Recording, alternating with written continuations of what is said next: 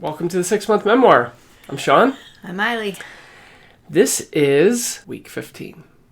Wow. When did that happen? I know. Goodness. Week 15, folks. So at this point, you should be, or hopefully, well into the middle of writing your memoir.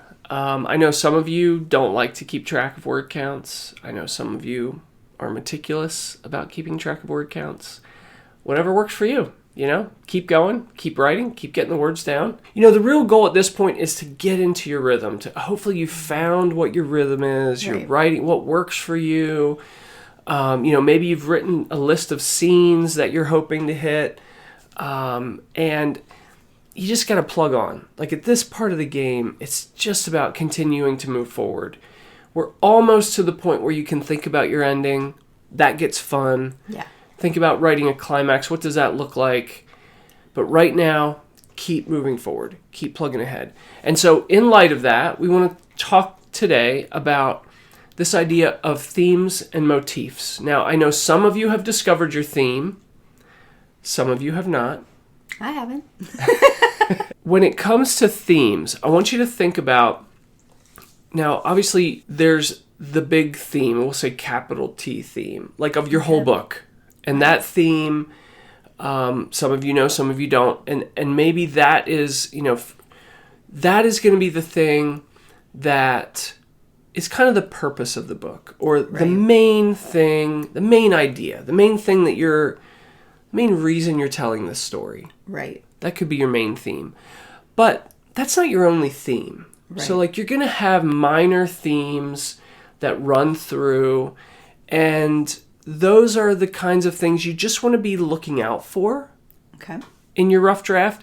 It's not necessarily something that you have to be super deliberate or working hard to incorporate, but be aware of it so that when you finish your first draft and then you go back to revise, these are themes that you can then work in intentionally.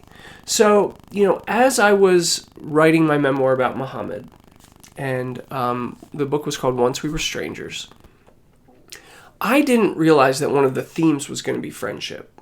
I didn't realize that as I wrote it. But as I wrote out my scenes and, communicated the things that I'd gone through with Muhammad, I realized that I was writing more and more about friendship.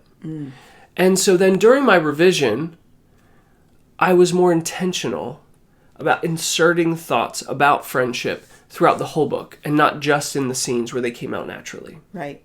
So that's what I'm talking about when I say be aware of themes that crop up. Right. It's not that you have to be, deliberate or, manipulative at this point and trying to stick themes in where they're not coming out naturally. But as you start to see things develop, just be aware of it. And then when you do your revision, you can work it in intentionally. And then it looks like you know what you're doing the whole time. Right. So it's really just looking for patterns. Yes. Like patterns in your storytelling. What is it? What are the kind of ideas that you're hovering around with your different story or with your different scenes? Yeah. And what are the ones that are cropping up more often than not? Yeah. And it can be fun in your revision because once you know that your theme is a certain thing, then you can use details that kind of bring that out.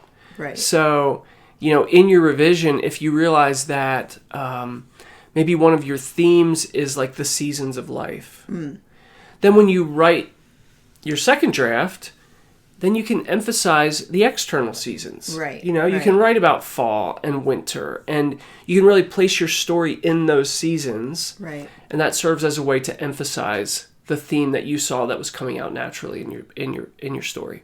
So that's just kind of a few thoughts on theme. The main thing that I really wanted to get into was motifs, because I think motifs are really fun. So what are motifs? A motif is like an object that reoccurs throughout a story. Okay. So a good example of that from Sean Dietrich's book would be the crane. Right.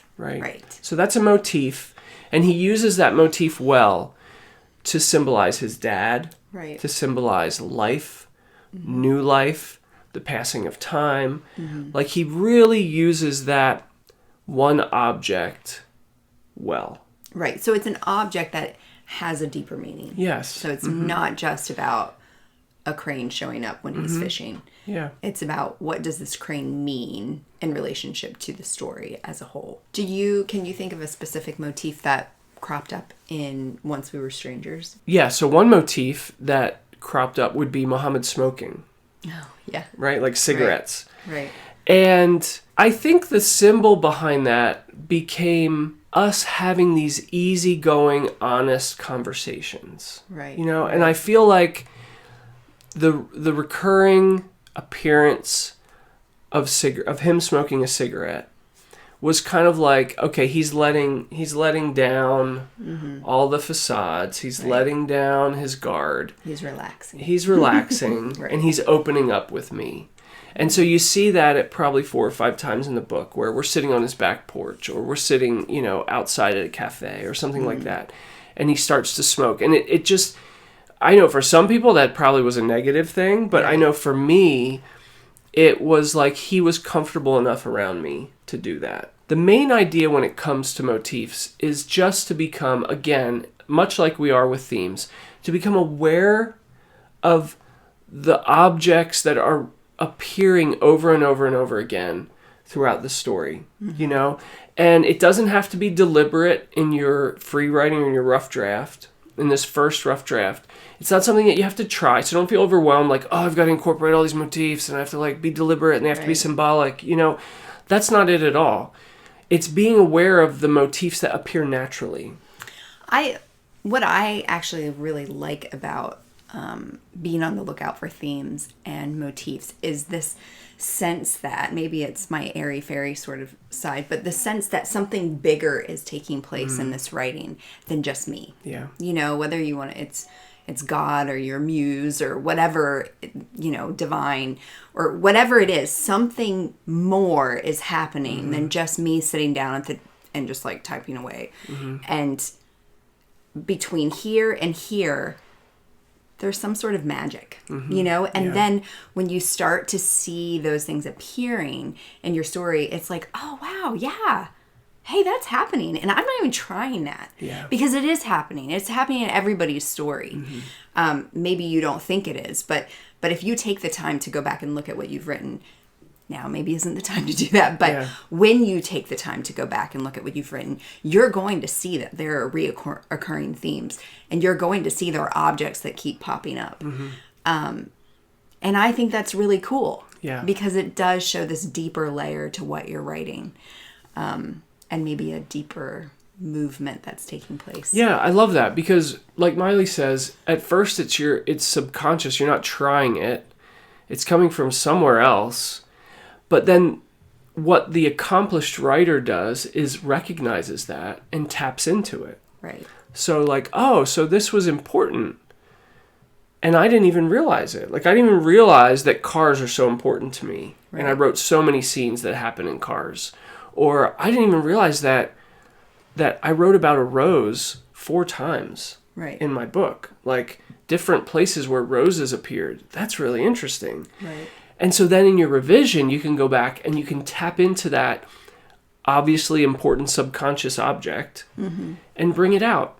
Maybe do more description around it. Maybe integrate it into more scenes. Maybe, emphasize it in a way that then the reader picks up on it as well.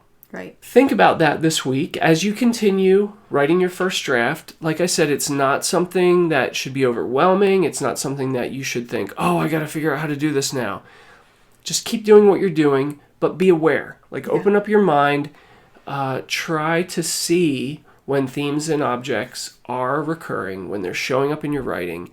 And even make a list. You know, if you think about it, at the very top of your manuscript, make a list of things that recurred. And then when you go back to revise, there's your list. You can say, oh, yeah, that's right. I wanted to emphasize that. I want to bring this in at different points. I think it's going to add a lot of depth to your writing at some stage. Whenever you have the chance to integrate that, it's going to add depth. It's going to introduce the reader to deeper themes, and it's just kind of fun. I think it is. So have fun with it this week.